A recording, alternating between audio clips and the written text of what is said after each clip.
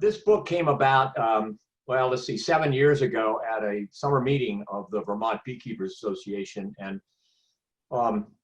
I had written a book about the whole American beekeeping industry called Besieged several years ago. And somebody said, you know, we really ought to do something about Vermont's history because it's rife with interesting characters and interesting developments. And this came from a guy from Hardwick, Larry Karp, who became one of our co-authors. And so we put together this team of people to write this book. And obviously we're very proud of it, but we're proud to be part of this historical development of beekeeping in Vermont, which while small, it has had significant influence through some of its practitioners.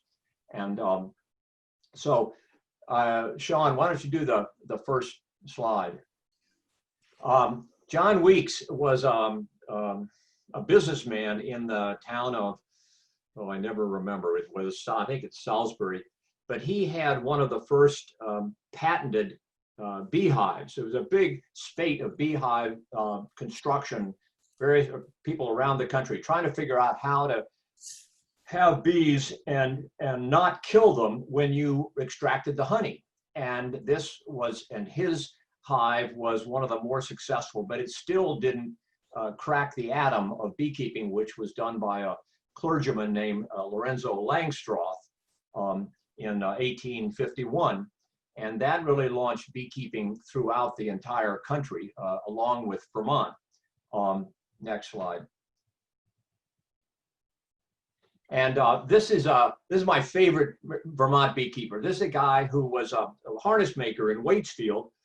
And then in the Civil War, he joined the Vermont Regiment and fought at Gettysburg and was wounded, and guys on either side of him were killed, but he survived and he came back to Vermont, and 4 years later, he decided to take up beekeeping. And then within about 15 years, next slide, he had something like 700 hives. That's him down on the lower right-hand corner. And he was the largest beekeeper in Vermont. And this is one of his yards just outside the town of Bristol. And so there was, as in the rest of the country, there was a spate of beekeeping on a professional level through the 1870s, 1880s, 1890s. Next slide. And showing the heterosexual quality of beekeeping in Vermont. This is a group probably in Addison County. We're not sure where the town is. It could be Ferrisburg, it could be Cornwall, it could be, well, Orwell. We're not sure because there was no identification on the photograph. But if you look in the back, the white boxes, this was a common way of doing bees, was to have this in order to keep the rain off. But eventually we no longer use that because they're hard to use. When you take the top off, they sort of rock when you put them on the ground. But nonetheless, look at, you got the women with prizes and very serious beekeepers in the state of Vermont. Next. Bill, I can't imagine keeping bees in those kinds of outfits. I know. Yeah, yeah. And this is one of my favorite pictures. I wish we had a better identification for it. It appeared in a book of Vermont photographs, but with no identification. But it really shows, here's the father or the grandfather showing his intent son or grandson, a very good frame of bees, very healthy. And so this was widely practiced by individual farmers, but also by professionals who had sometimes 40, sometimes 100, sometimes 200 hives. And it was mostly until the 1870s, 80s, it was all honey that was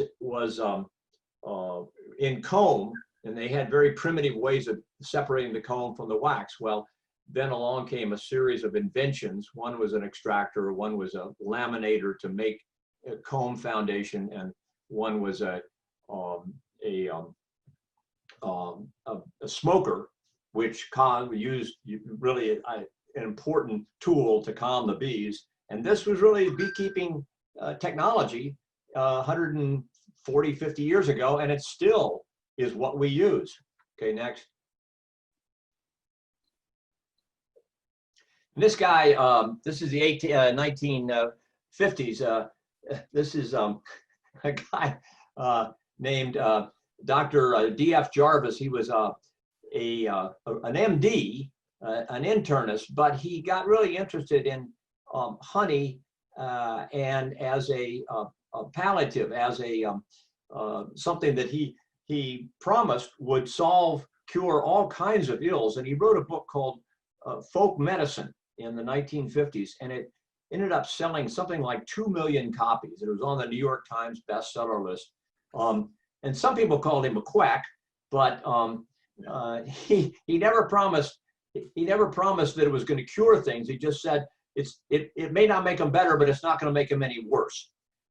So he even was so famous that, the next slide, there was a cartoon about him in New Yorker, 1960, and the caption of the pharmacist says, "Look, if honey and vinegar were better than Oreomycin, I'd be selling honey and vinegar and not Oreomycin, wouldn't I?" So he was quite famous, and he never got sued. But a lot of people read his book and said, you know, you can't cure all this stuff with honey and vinegar. But he was famous, and he was this great Vermont beekeeper, or really a user of honey. Next slide. Charlie Mraz is another legitimately famous Vermont beekeeper. He came to Vermont in the 1920s from New York, and he built up a business which is now the third generation. His grandson is now running it, Champlain Valley Apiaries in Middlebury. And he had a world reputation for developing queens and for some of his techniques. He wrote hundreds of articles for beekeeping magazines. And so I think several years ago, one of the beekeeping magazines picked out the 5 most important beekeepers in the United States in all history, and he was one of the 5. And here he is in Middlebury, Vermont. Next.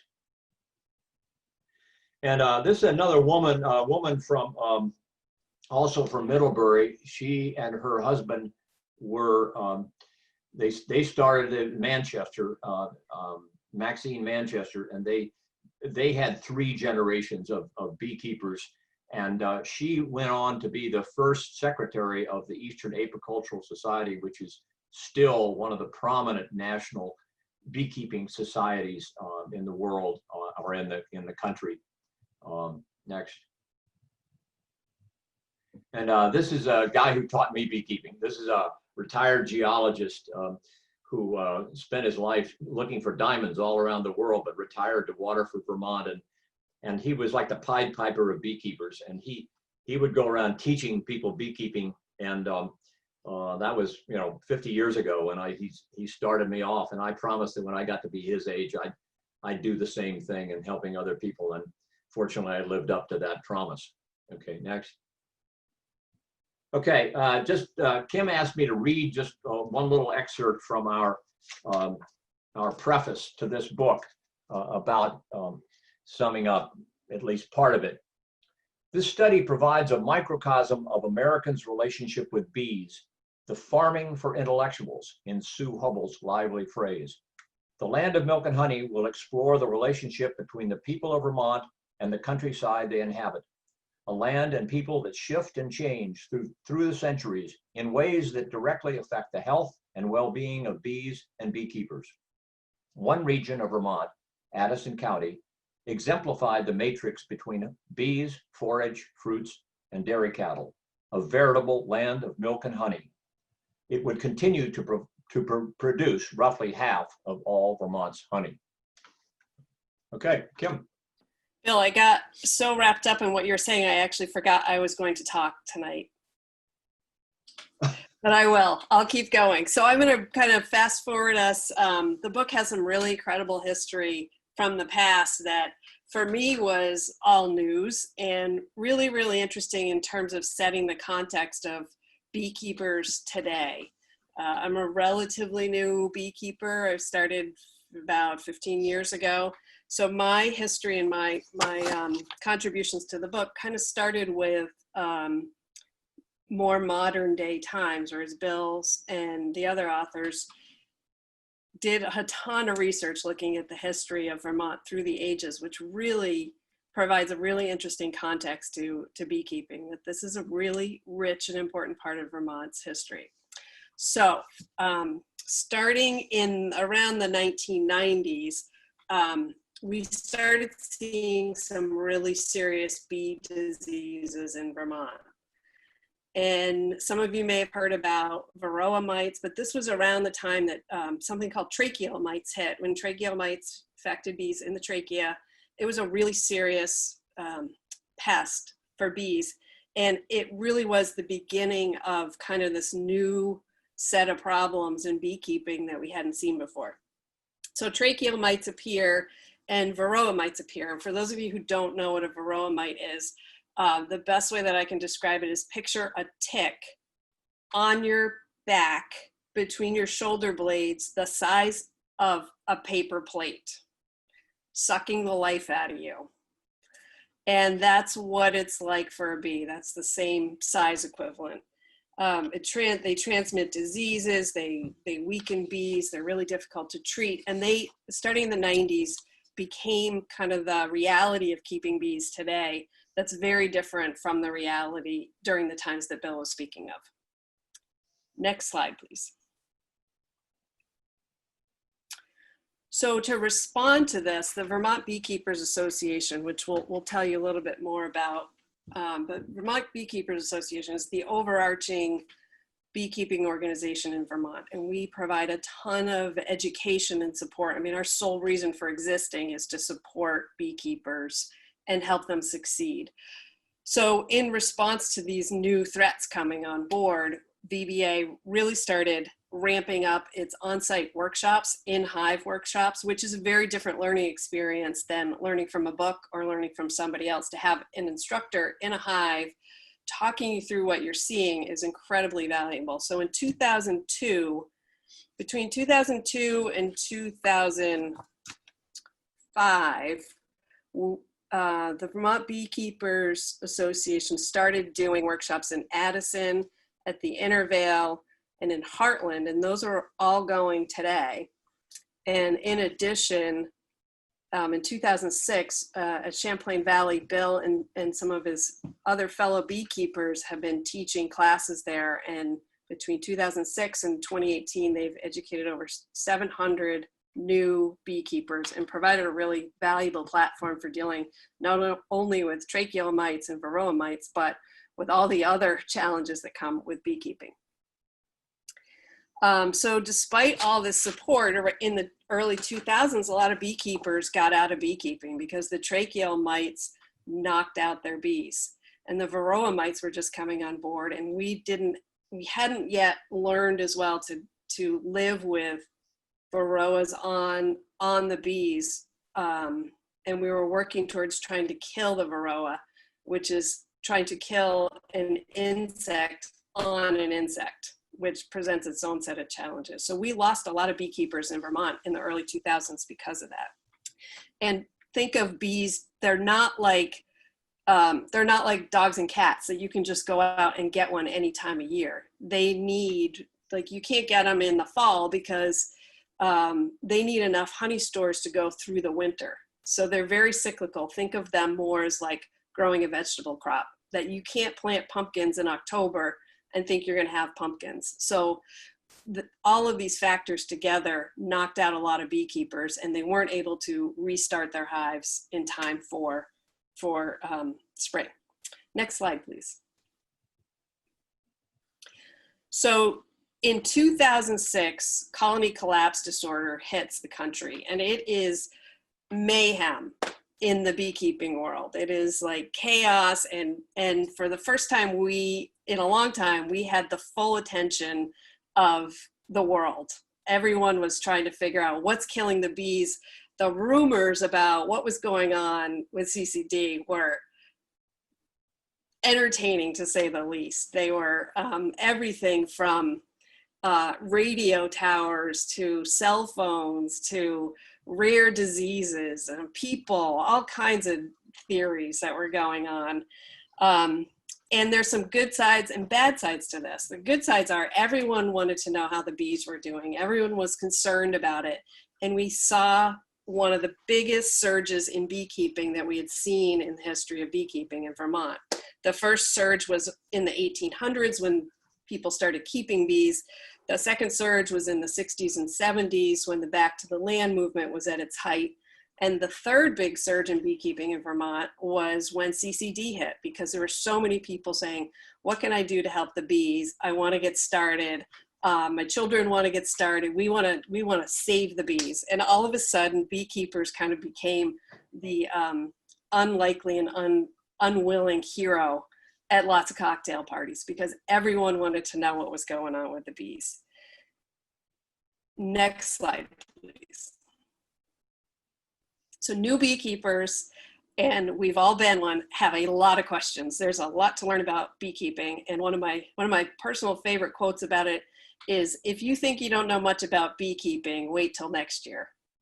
Because no matter how long you've been doing it, there are questions that will come at you that you have never seen before. And so new beekeepers need a lot of support to answer all these questions, like what is on this bee? What's wrong with this bee? And in this photo, this is a pollen basket that's quite full. I took this spring, and I still haven't figured out what plant it was getting it from, and I've been looking for weeks. So VBA started to see a huge increase in all these new beekeepers in Vermont wanting to save the bees and start keeping bees. We saw a 600% rise in our regional clubs. And we have had clubs in Franklin, Lamoille, Addison, Bennington, the Northeast Kingdom, Central Vermont, the Upper Valley, in the islands, and at UVM. We had clubs all around the state, and many of those clubs are still going. We just saw all these new beekeepers wanting support and information, and we being beekeepers around the state who wanted to help support other beekeepers, set up these clubs. And if you go to the next slide, please, these new clubs really started to support these new beekeepers in hive. And I said this before and I'll say it again, but learning bees in the hive is so much more valuable than reading a book, even an excellent book like ours, Bill. Reading a textbook, it's just not the same. This is a slide of Gib Geiger, who is just incredible person, a wonderful mentor to a lot of beekeepers, and he opened up his home to tons of beekeepers around central Vermont and hosted these workshops for us. Next slide, please. So a lot of these workshops involve pointing things out, like what is going on in this hive. Gib could be pointing at absolutely anything in this photo, but the sad reality is that it's estimated that 80% of new beekeepers fail in the first year. So they're super excited, they're gonna save the bees, they've heard about CCD, they've invested a lot of time and money into getting bees, and then the first winter their bees die. And that's the sad reality. And that's the reason why all this education is so important to support all these beekeepers. I'm going to read a little quote from one of the folks in our book, who's also just been an incredible mentor to a lot of people over the years. So this is from Jeffrey Cunningham, who's down in Windham County. He's been keeping bees for over 40 years, and he still is. He might even be on the board right now. No, anyway. No. All right, let me read you his excerpt of his quote. He says, "We tend to focus on, as beekeepers, on bee culture as a branch of agriculture. But what about the culture of beekeepers? Based on my familiarity with beekeeping in Windham County, in contrast to the Champlain Valley and several beekeeping countries I have visited, beekeeping in this corner our state faces a peculiar poverty of the popular culture and knowledge of beekeeping that would provide new beekeepers with a cultural context you might take for granted in Middlebury or Burlington. This thinness of an informed undercurrent of beekeeping wisdom seems to leave hobbyists more than usually vulnerable to unscrupulous salesmanship and predatory pseudo-tutelage. Use of the internet for apicultural edification has both improved and exacerbated the challenges faced by novice beekeepers in Windham County. And I like that quote because it's a testament to the challenges of being a new beekeeper in the age of the internet, where Google anything, it's like WebMD, and all of a sudden you're dying. That's kind of the same thing with beekeeping. There's a lot of bad information out there on the internet. So new beekeepers were really struggling with this new reality. Next slide, please. So to further support this effort, in 2011, the Vermont Beekeeping Association became a nonprofit, which is an important tool for us in terms of being able to apply for and get grants. And we also, in 2012 or 2013, I forget, because it was many years in the making, hosted the Eastern Apicultural Society. Was it 2013, Bill? 12. The Eastern Apicultural Society's annual meeting. And this is like, I don't even know, like the Super Bowl of beekeeping. And we had 25 states present, 2 Canadian provinces, and we had about 800 people show up at UVM to learn everything about bees, everything from like, what is this thing called in my hand, to what's the latest on research.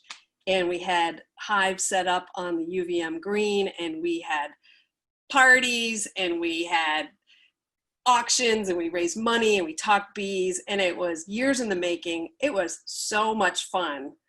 And it was just a really great event, and we were really proud to host in Vermont.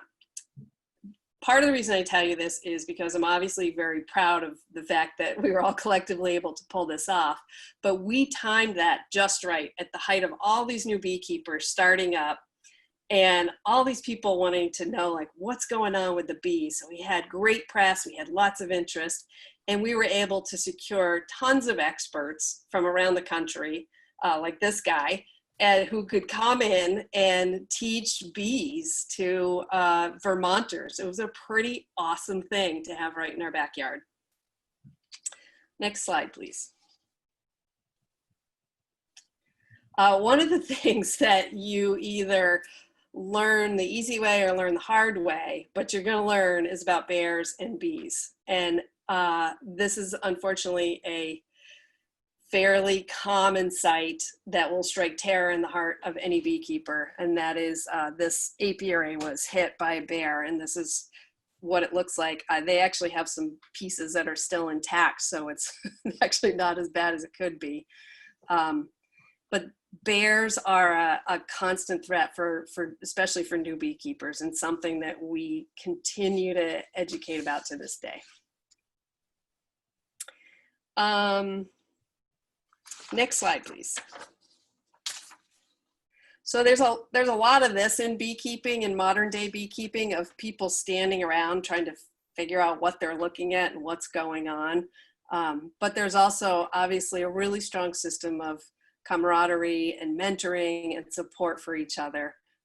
If you're thinking about getting into beekeeping and joining into this wonderful world, you will not be alone. You will be well supported. Next slide, please. Before I turn this back over to Bill, one of the ways that we continue to this day, and this is an old tradition as well as a modern tradition, how we support and educate folks about beekeeping is by showing up at different fairs. And the Vermont Beekeepers Association has had a presence at a lot of fairs over the years. And the one that has remained is the Tunbridge Fair. So it's a big event for us. We go every year. I think it's fair to say that for some of us, it's a tradition that we look forward to every year. We get our spot the day after the fair ends for the next year. to show up, and we get to talk to kids and we get to talk to the public, and everyone wants to know how the bees are doing. And it's just a really fun and educational fundraiser for us. So before I turn it back over to Bill, there's kind of like in the modern history of beekeeping, we've had a lot of struggles, but we've also capitalized on the interest in bees to really ride that wave of support and really help Vermont beekeepers to succeed in their efforts in this, what is kind of a challenging hobby. So I'm going to turn over to Bill. He's going to talk through some of the modern day beekeeping heroes. Good. All right, Sean, next slide. This is Mike Palmer, in my opinion, the best beekeeper in Vermont. He's lives in St. Albans, and he's been doing this for, oh gosh, since '73. And he has about 1,000 hives, and he raises queens, which he's now doing now. He's putting queens in little cages, which he then sells. He also sells what are called nucleus colonies. But he's just a marvelous beekeeper, and he's always willing to answer questions, and he gives classes all around well, not just around Vermont, but he's been sent to or brought to New Zealand, to Canada, to England, to Ireland, giving 2 or 3 weeks worth of talks. And so he really is one of the giants. He's up there with Charlie Mraz for Vermont beekeeping fame. Okay, next. This is Steve Reese, who was two inspectors ago. He was the inspector for 20 years, from early 90s to early 2010 or 11. And here he's giving a class at the Intervale in Burlington. Okay, next. Mike Willard has only been keeping bees for 5 or 6 years or 7 years, but he's been an incredible success. I mean, there literally is always, those are all full of honey. Everything above the pink on the right, and everything above the 2 bottoms on the left. And this is he's a marvelous. He will be the next Mike Palmer if he would do this full time, but he actually has a day job. But anyway, he's a great guy. Next. Meryl Ten Moore is probably the oldest still sort of working beekeeper in the state. He's from up in Franklin County, and this is his grandson, who's also taking up bees. Okay. This is me cutting down a swarm in Burlington. I mean, there's a swarm that has been up there for a month. I mean, they had time to build all that wonderful comb. And for those of you who care about the history of beekeeping, if you look at the yellow combs, and then what's dark in between are bees, and is called bee space. That's a 3/8 of an inch that bees themselves construct in order to allow them to work both sides of the comb. And it was through the discovery and illumination of that notion of bee space was the really breaking of the atom in beekeeping by Langstroth, because he figured out a way to make a removable frame to pull out the frame with the honey, get rid of the bees, not kill them, but shake them off, and then shake the honey out, put the frames back in. And that really did revolutionize beekeeping. Next. Yeah, this is John Creighton up in Eden, I think, right? Eden? Yeah. Yeah. So he's out checking his bees. This is last week. You know, in front of his got his electric fence out there. And anyway, we also have a picture of old Manham from Bristol in almost the same pose, but 140 years ago. Okay, next. Yeah, and this is some of the books that were done about Vermont beekeeping before ours. So we're trying to put ourselves on the map. Ross Conrad, co-author here, he did this book, Natural Beekeeping, and then Honey and Health is from Charlie Mraz, and Jarvis is Folk Medicine, and Rowan Jacobson's Fruitless Fall. Okay, next. This is one of yours, Kim, right? Yeah, I guess just to wrap it up, I love this photo because there is a bear fence there, but it just to me kind of wraps up like why we keep bees. It's a beautiful hobby, and you meet incredible people. And this book, to me, even though I helped write it, it really opened my eyes to the framework in which today's beekeeper sits in the context of Vermont beekeeping. Next slide, please. And I've said this for many years that I get to the fall and I forget that we're getting honey too, because the beekeeping itself is so rewarding that when the honey comes along, it's like this bonus thing of keeping bees. So with that, we'd love to open it up for questions and hear from you all, any questions that you have about the book or about beekeeping in general.